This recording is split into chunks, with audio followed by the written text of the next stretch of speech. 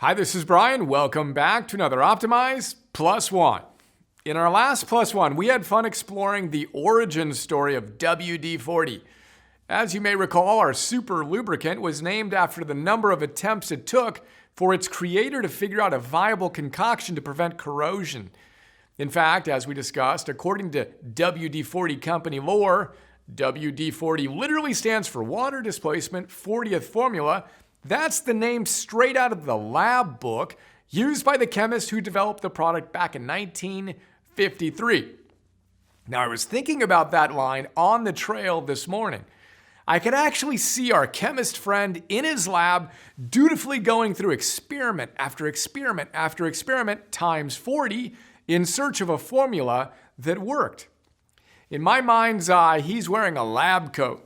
He's got a bunch of beakers full of a bunch of weird bubbling stuff, goggles on, clipboard on the desk. He's experimenting, testing different things, seeing what works, what doesn't. The 39 formulas that didn't work, those weren't failures per se, they were just data. Which makes me think of Edison. What did he say about failures again? Enter Google, Edison failure quotes. Enter a goldmine of gems from Goodreads. Thanks, guys.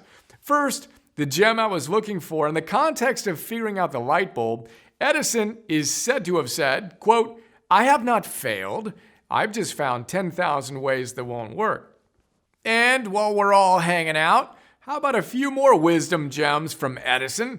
He says, I quote again, "Many of life's failures are people who did not realize how close they were to success when they gave up."